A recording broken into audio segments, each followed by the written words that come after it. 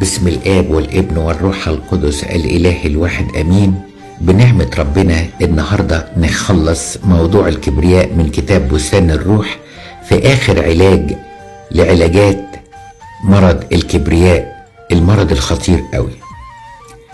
يقول كده المتنيح الأنبا يؤنس: إيه هو مقياس العظمة الحقيقي؟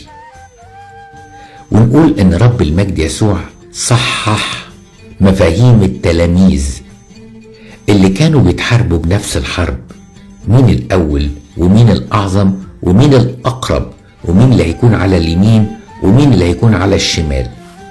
فقال لهم كده: من أراد أن يكون فيكم عظيما فليكن لكم خادما، ومن أراد أن يكون أولا فليكن لكم عبدا. يبقى مفهوم العظمة الحقيقية هو اللي المسيح عمله لما نزل وغسل رجلين التلاميذ وهو السيد وهو المعلم. ده معناه ايه؟ معناه ان احنا اوقات بنبقى عاوزين عظمة زي عظمة الناس تعمل لنا مقام، والناس تعمل لنا حساب، والناس تقعدنا في الصف الاول لان احنا لينا اسم ولينا جاه ولينا سلطان ولينا عزوة. المسيح بيقول كل الكلام ده ملوش اي قيمة عندي. انتوا ما فهمتوش ولا ايه؟ انتوا ما فهمتوش ان انا العظيم والابدي والازلي والممجد من كل القوات السمائية نزلت واخدت جسد ترابي وبقيت واحد في وسطيكم؟ انتوا مش شايفين قد ايه انا حبيتكم واخفيت مجدي؟ طب ازاي انت تريد ان تكون عظيما بين اخوتك؟ الحقيقة العظمة الحقيقية في انكار الذات. العظمة الحقيقية انك انت تكون اخر الكل وخدام الكل. بالشكل كده تبقى انتم تلاميذي اللي فهمتم من حياتي ومن تعليمي ان الكبرياء اسوأ خطية توجع قلبي.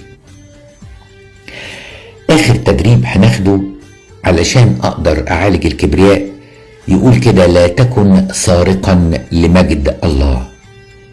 المجد محصور في الله وحده، وعشان كده الله يقاوم المستكبرين. افتكر عقوبة هيرودس الملك في أعمال الرسل 12 لما زي ما قلنا قبل كده لبس الحلة الملوكية وكان يتكلم كإله. يقولك وللوقت ضربه الرب وخرج دود من بطنه.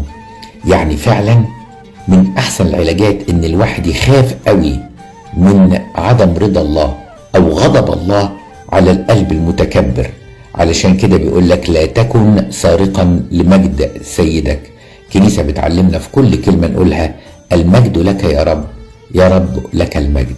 ربنا يديني ويديكم روح الاتضاع، وبنعمة ربنا بعد ما خلصنا باب الكبرياء هنبتدي بكرة في باب تاني ملحق اسمه الكرامة، وبعد الكرامة هنتكلم على الاتضاع. صباح الخير.